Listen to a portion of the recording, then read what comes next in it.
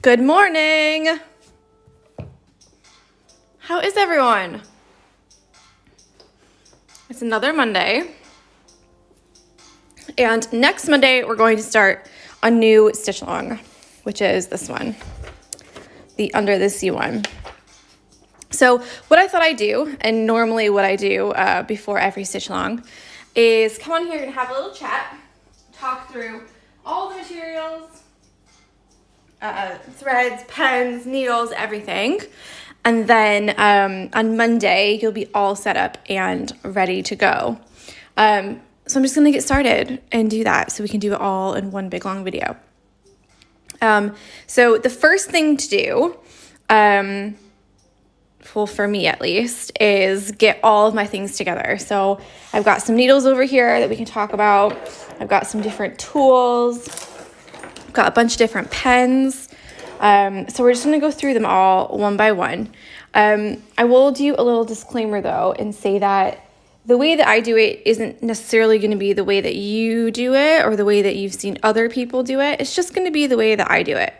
So if you would like to do it differently or choose different colors or use different stitches or anything, then do that. There really are no rules in these at all.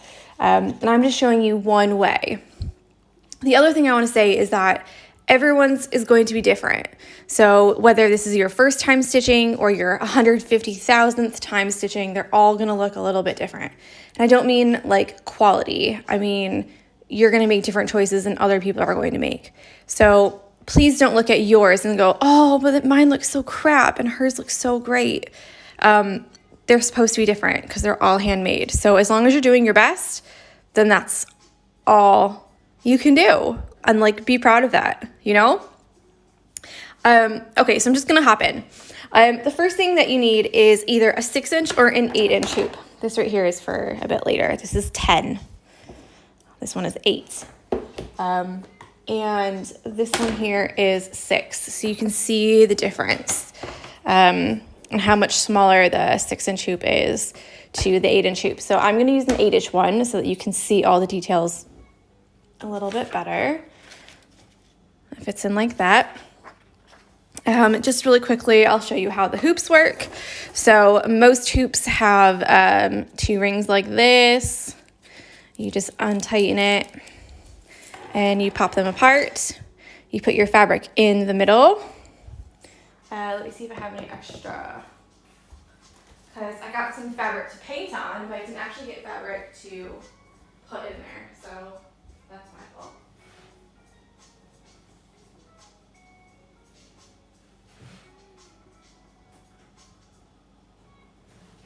This one might be big enough.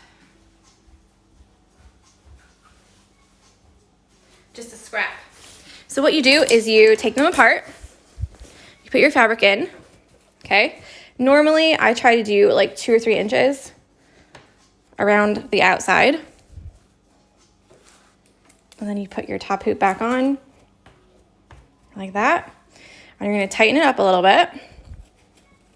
Hi, Kim.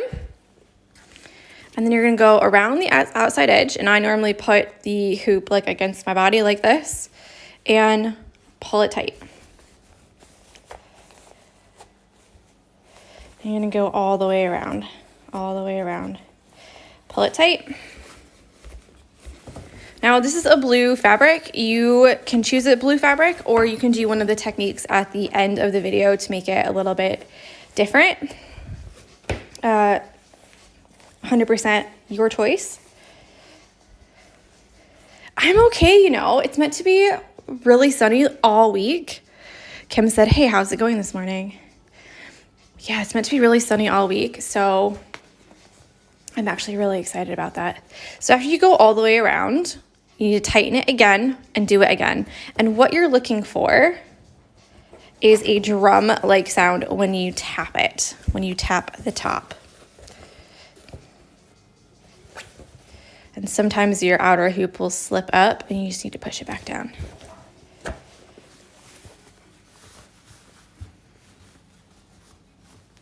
So when you tap it,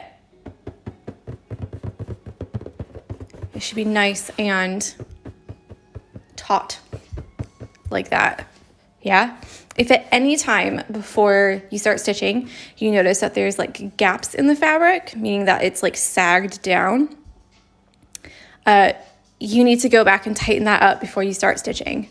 Because if you have loose fabric here, it's going to pull your stitches. So when you actually put them back together, you're going to have little puckers around. And I actually don't have any to show you. Mine don't do that. Yeah, it is a satisfying noise. It's like one of my favorites because it's like nice and, you know, good. So you can choose, in the pattern there's a 6-inch hoop and an 8-inch hoop. This one is the 8-inch hoop. I do have small hands, but it's a good size to show all of the details. And when you have a colored fabric, you can also see that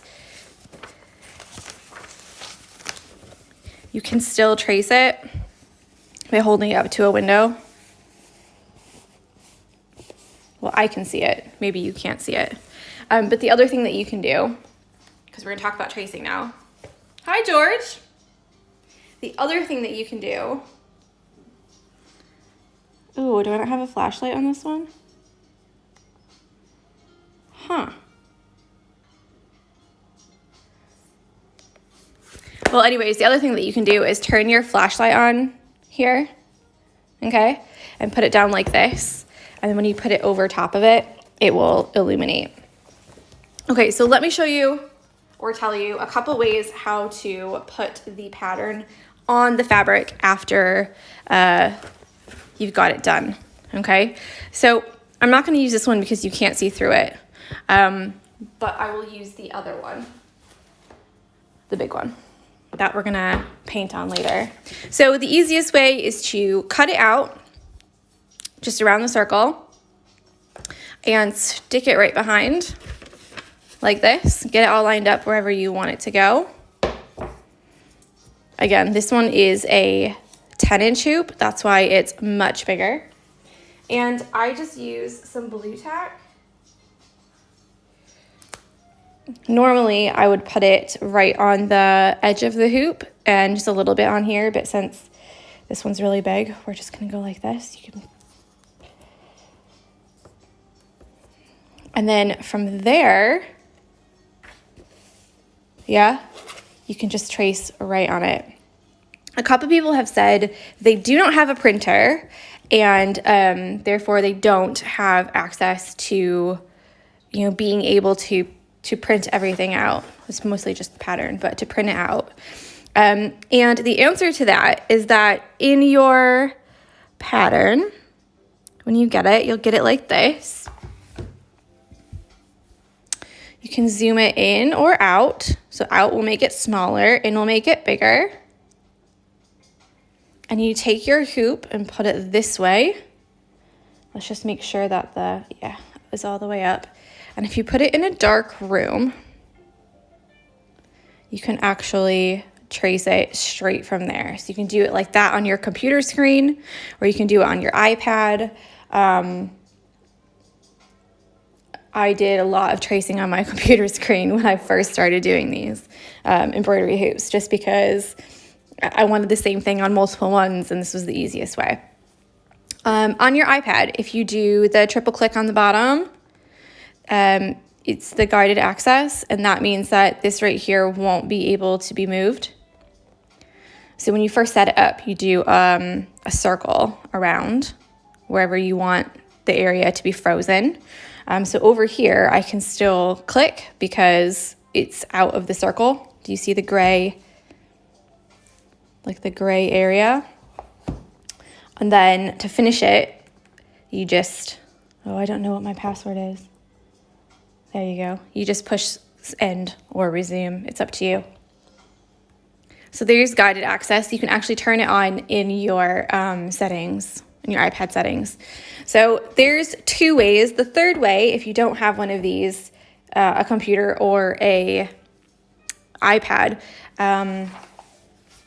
you can take this here and you can put it, but you do have a printer. You can print it out and put it on a window, and the light shining through will actually be a lot so that you can just trace it. Honestly, I'm lazy like really lazy. So I just take it and put it underneath like this. So for what we're gonna do today, whilst I have it here, I'm just gonna make a little line.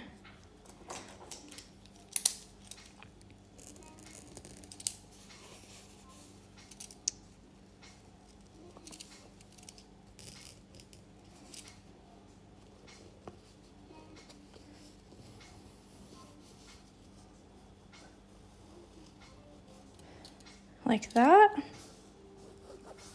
And this is like the edge of the pattern.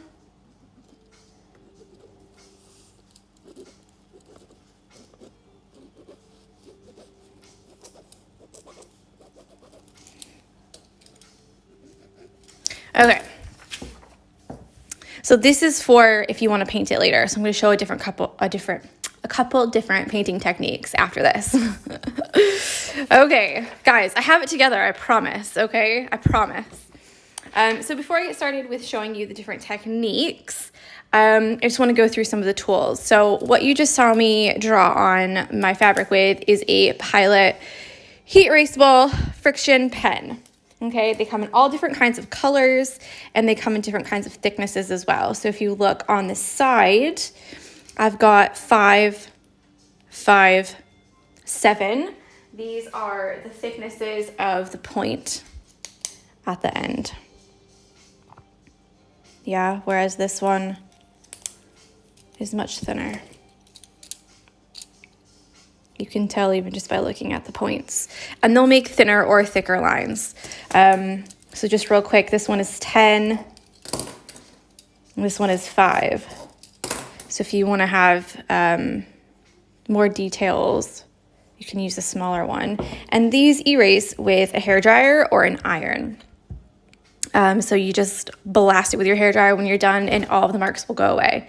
They do leave some ghost marks sometimes, and they're like little like clear or white lines that you can see on your fabric.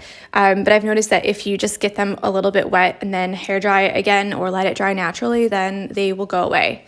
So that's good.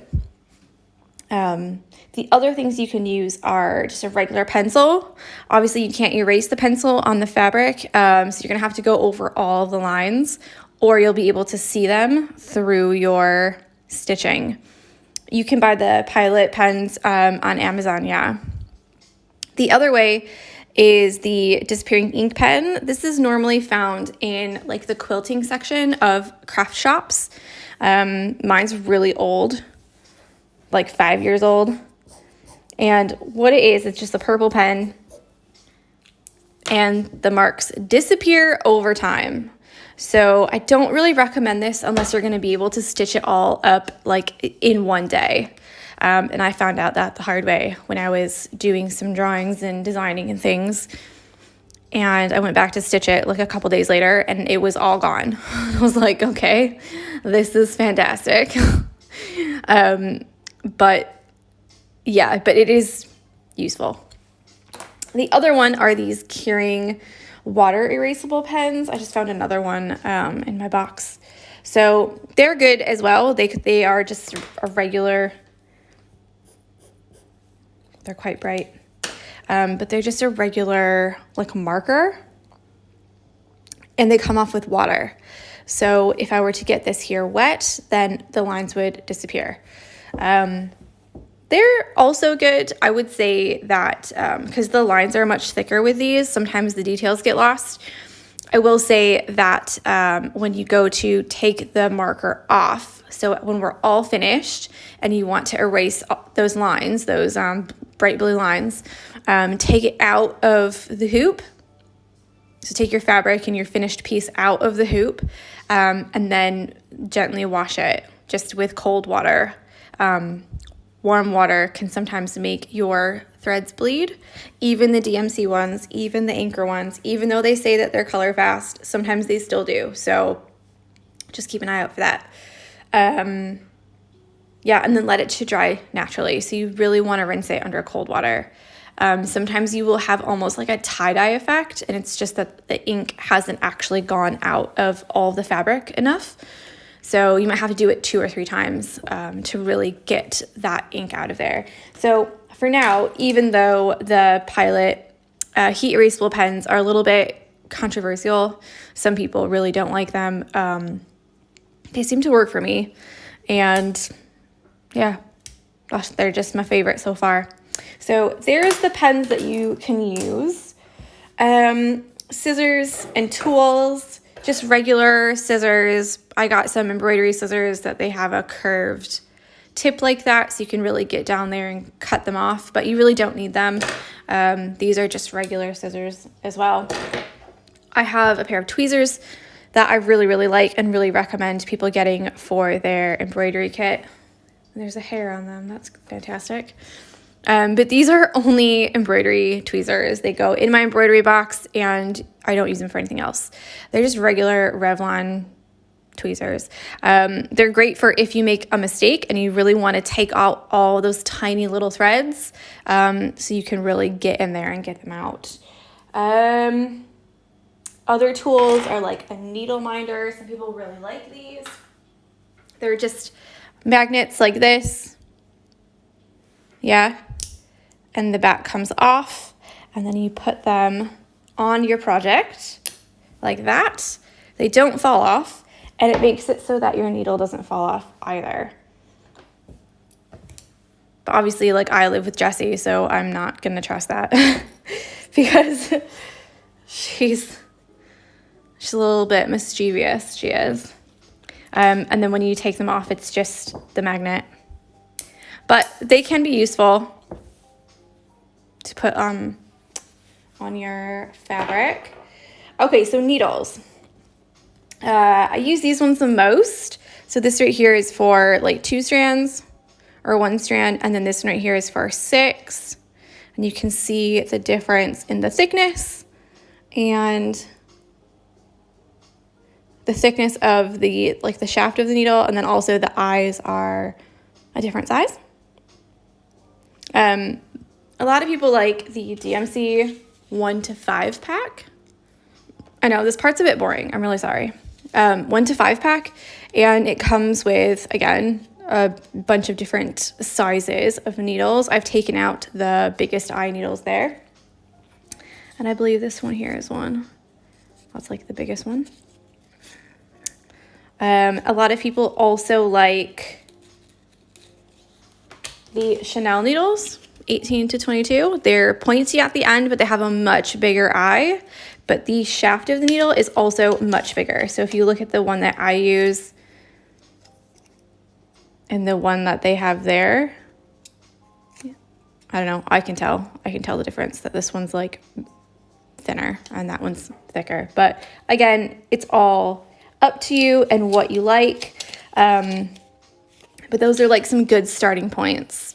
What else? Threads. So all the threads that I have are up here that I've kind of picked out. They're all just bright colors. And if we have it, take a quick minute and look at some pictures of coral reefs. They're all nice and bright.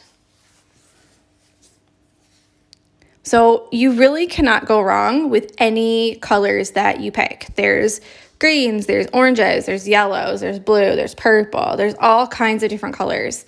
So you're not gonna get it wrong. There's like no way to get it wrong.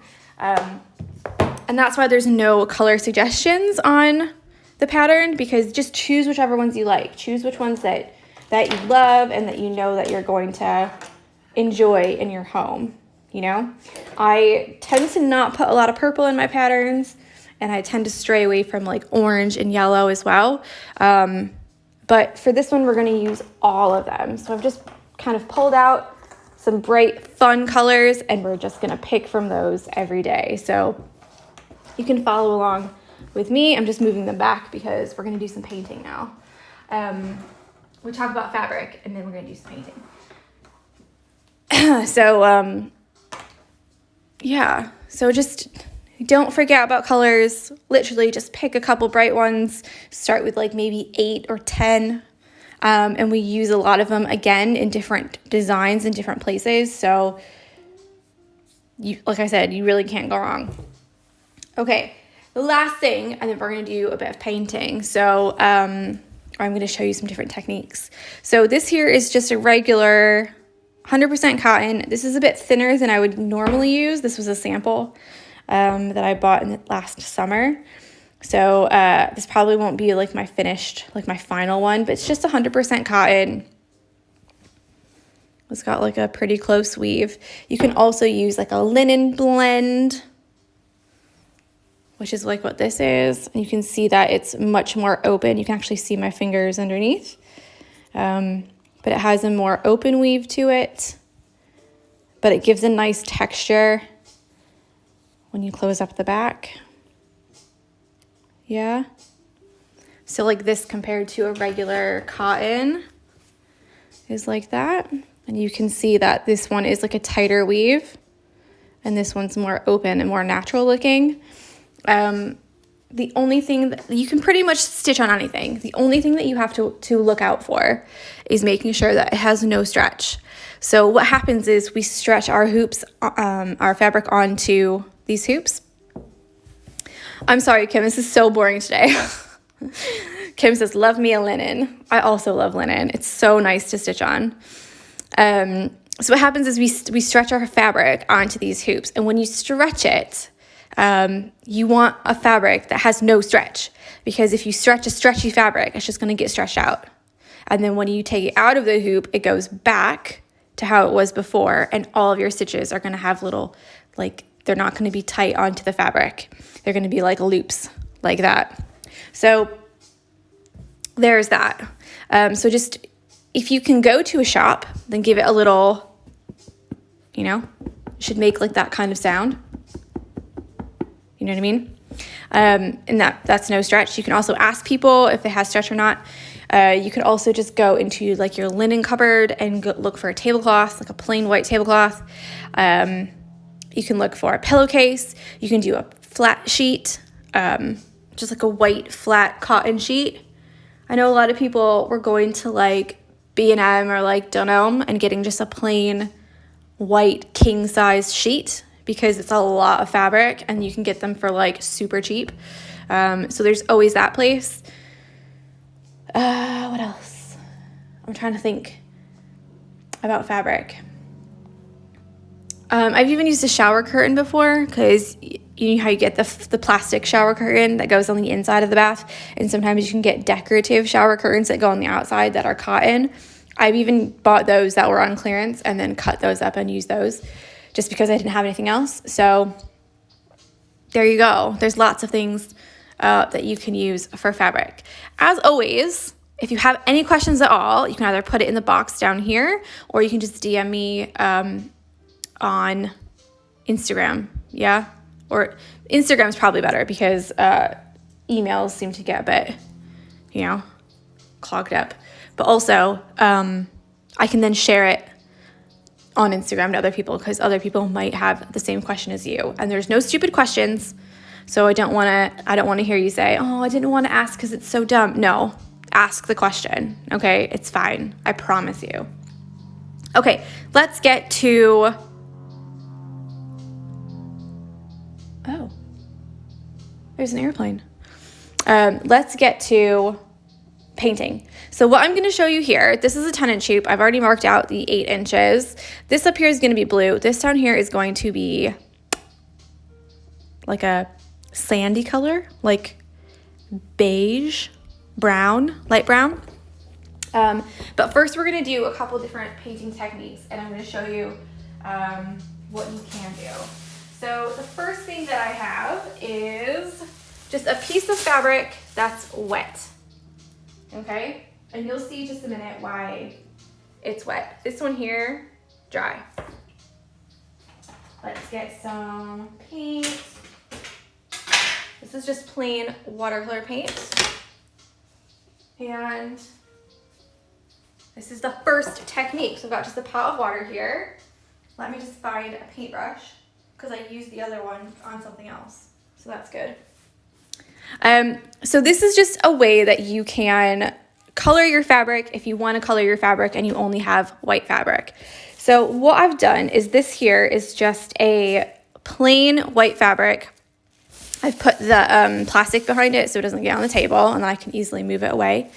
And I'm just going to show you how it looks. Okay. So I've just got regular, like children's watercolor paints. And we're just going to take the blue, and like what happens when the wet paint gets on the wet fabric. I almost said clothes. I don't know why. I think I'm thinking of tie-dyeing, you know? The wet fabric is it's going to explode out. So it's going to go out in every direction, and the paint is going to travel. So that is why on the other fabric, I did that line. So you can see where it's gonna go. So here's one way. All I'm doing is just getting it wet.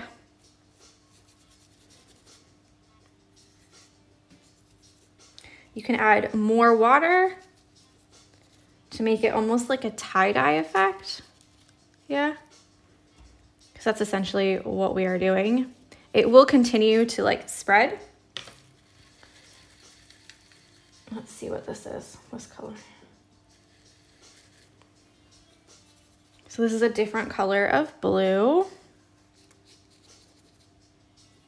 You can really mix the colors together. Yeah, so the things that we're going to do today are watercolor on fabric. I thought maybe of making it a separate video, but then I thought, screw it, let's just do it.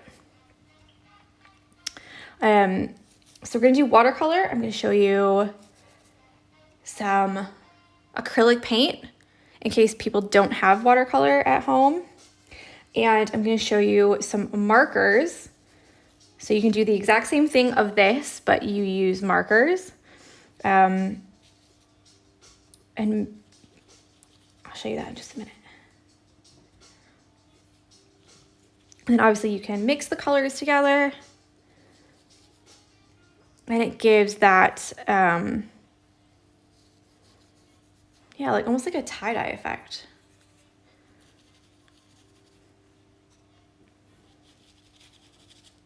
And it will dry much lighter than what you see here. So if you think, oh, I really don't want to go too dark, that's 100%, like I totally get that. But you might have to do a couple different, what's it called, layers on here, just because it will dry a lot later. You'll be surprised.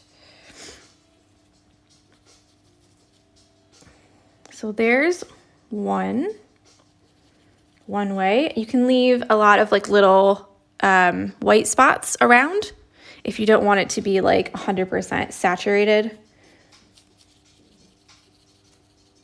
My stomach just did a growl. I would also recommend going a little bit farther than you want to on your fabric. So obviously, where's my pattern? Obviously my pattern's only this. So this right here is gonna be brown, and I've gone much farther. And that's just so that you can like move it around a little bit, you know? And then let's do a brown on the bottom. Now you just need to be a little bit careful because these colors will travel and they will mix.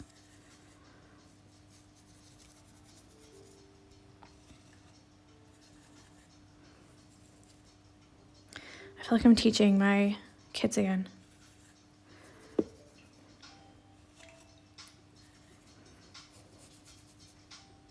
And if they mix, that's fine. But just if you don't want them to mix, then be a little bit, you know, cautious of that.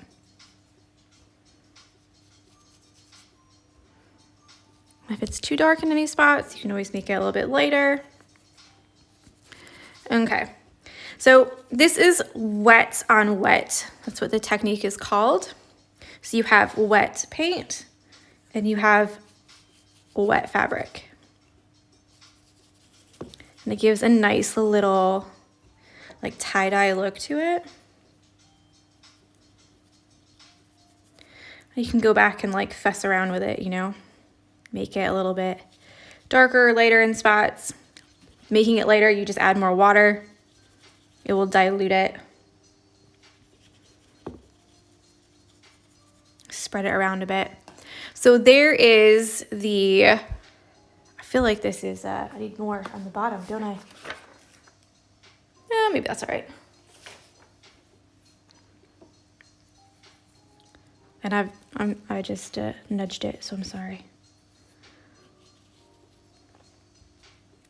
Now, the only bad thing about watercolor is that to take out the color, you really need to like go rinse it away before it dries. So you can't really add white to the watercolor. Okay, so once it's there, it's kind of there. Like you don't really have, you know, much to do to get rid of it, other than rinsing it under cold water and hoping that it comes out. So there's that. I could literally do this all day. You can probably tell that I'm quite enjoying myself. Maybe I'll do a 10-inch one of this one because it actually looks really cool. Okay, so there's one way. Let me just take this. You can tell on the back, the color will have gone through. So just leave it there to dry. You can put it on the radiator, put it outside to dry, whatever. Let's move that out of the way.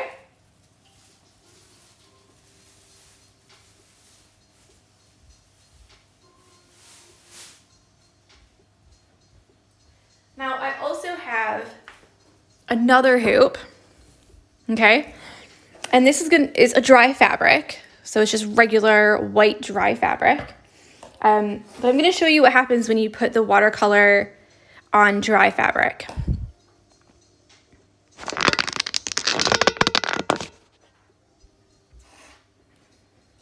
So we'll do the blue at the top and the gray at the bottom. It still spreads a bit, but you can get a little bit more precise with your coloring. And the more water that you add to your colors, the more it's going to spread out, okay? So I added a ton of water to these blue ones. But if you do just a little bit, it doesn't spread out as much. See? So I could go back and really get that like right up to the line. And that's by just not adding a lot of water here. So you're just gonna keep rubbing it and rubbing it and rubbing it until you get a nice, almost like dry brush color, yeah? And then obviously you can lighten it up by adding more water if you want, but again, that might seep through. So it's all just playing and seeing, you know, what works for you, what you like doing. I will also say that this watercolor will not come off of these hoops. So that's why I normally use plastic hoops, but this one is so misshapen. It like goes down to the right. So, yeah, like I don't care about getting it on here. And then another watercolor 101. Obviously my water is blue. So even if I just put this here on there, the blue water is going to go on to my white fabric. So just be a little bit cautious of that if you wanted to use like a lighter color.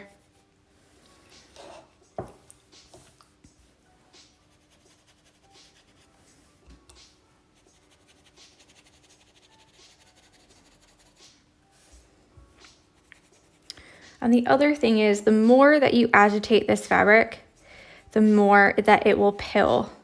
And what I mean by pill is, you know, like when your legs rub together and you get those like little BBs, you know, on like your sweatpants and stuff. The same thing's gonna happen here. So just be a little bit careful with how much that you rub the fabric. And I'll show you just in just a minute.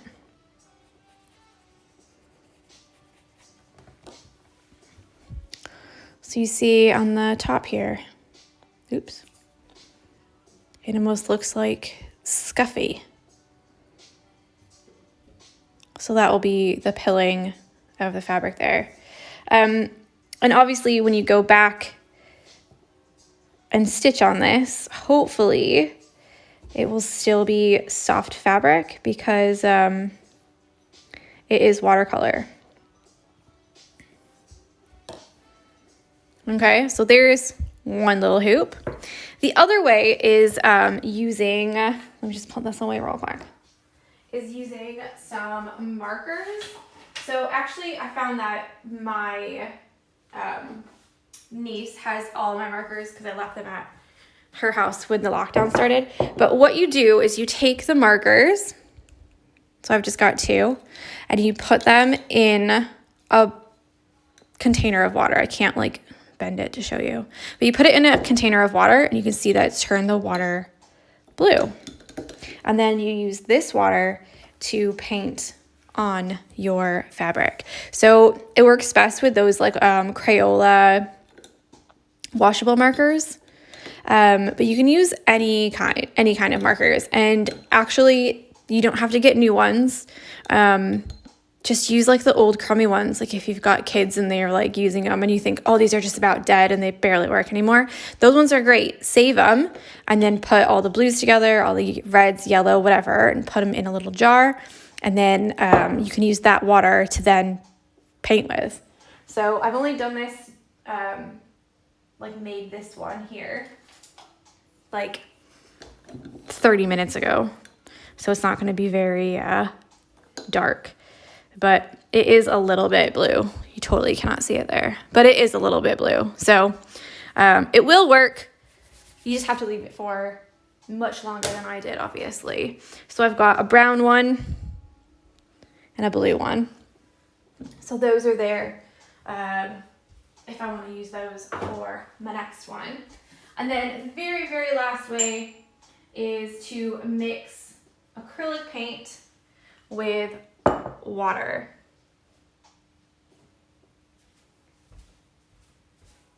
So a couple of you said that you didn't have watercolor, but you had acrylic.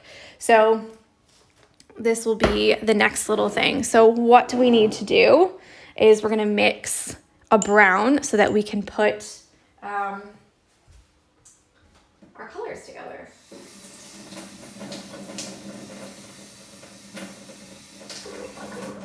So there we go with that. So with acrylic paint, you want to really mix the color that you want first and then add the water. So I'm just going to put a little bit of brown in here. Literally just a little bit. So the more acrylic paint that you use, the stiffer your fabric is going to be. So we're going to mix that together now. And you really want to get all of those colors mixed. So that looks like an all right color. Because after you add the water, you really can't add more paint. It's really a pain in the butt, okay? So we have this. Yeah, I'm just gonna add a little bit of water and I'll show you how much I add in just a minute.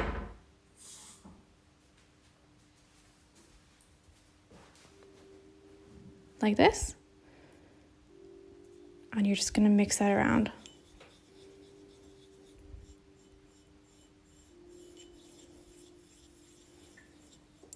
Woo! I've already splashed my fabric.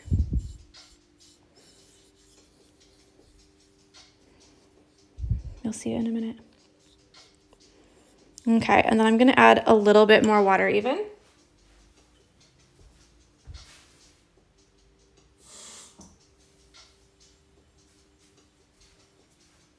This is actually a really nice color. Okay, so I've got brown, light brown, and then I've got a blue that I've added a little bit of yellow to because my blue was a little bit purple. So let's get started. This is the last way if you want to add colors to your fabric, but you don't necessarily have a lot of colors or color fabric.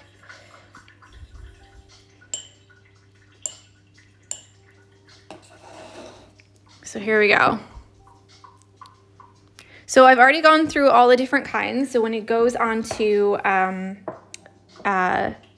YouTube, you can watch back and get a whole replay. These are acrylic paints, but I've already gone through 2 other kinds of ways to do this. So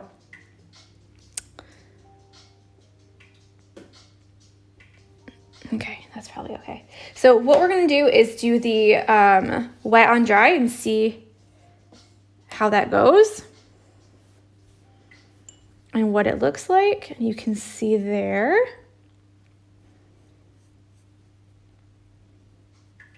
It gives you like a nice solid color of paint. And then you can use your water if you want to like soften up those lines.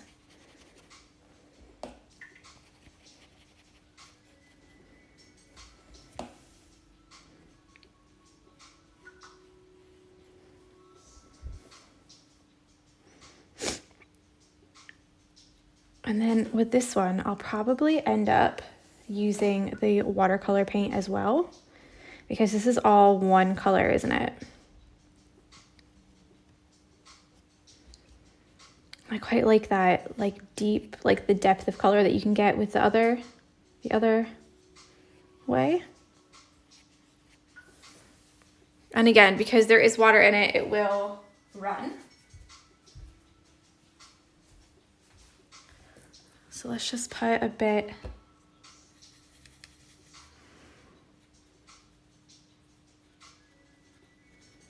I love this dark blue. I think it's so pretty.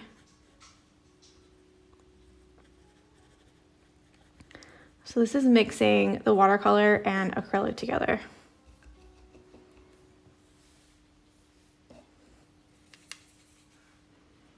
Which of course you can do.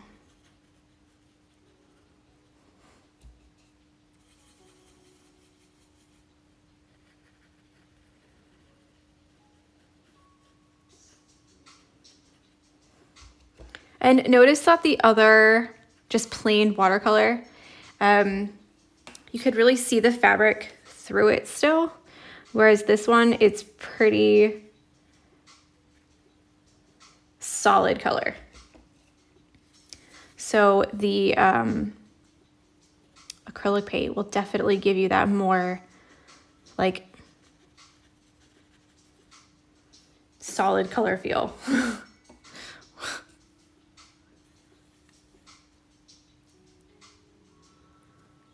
Then I'll add that light blue as well if you want. Okay, so I'm not gonna faff about with it for like a long time, because I think you can kind of see what I mean, yeah? And it almost looks like there's purple in there, but there's no purple. I've just added blue and white. The same for this new color that we've just made together. It's cotton fabric, but I've already showed a lot of different fabrics that you can use. So you can use it on any kind of fabric that you feel like.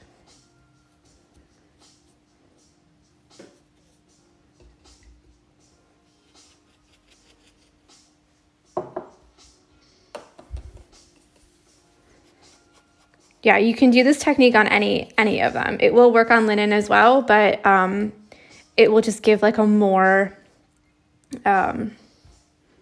like a rustic feel using the linen.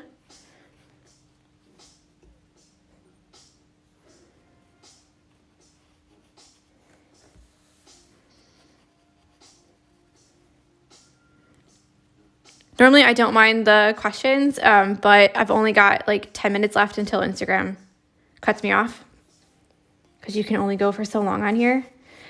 So to get like the full picture, it'd just be better for you to watch it like from the beginning.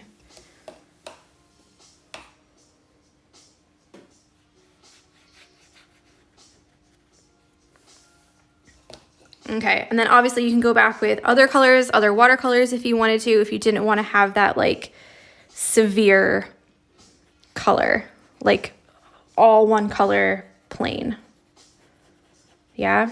And don't forget that a lot of this is going to be covered up anyways. So if you make a mistake, like mine blended into too much together. If you make a mistake, it's really not a big deal. It's like really not a mistake really, because a lot of it will be covered up, especially the stuff on the bottom. So you don't have to like worry about, oh, it's like not, doesn't look perfect, or it doesn't look like a certain kind of way, you know, because a lot of it's going to be covered.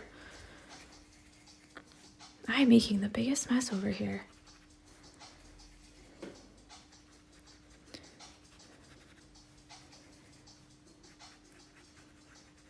So like all of this where it blended together, covered. Let's see what color this is. I feel like it's going to be really like a dark, yeah. Almost like a red.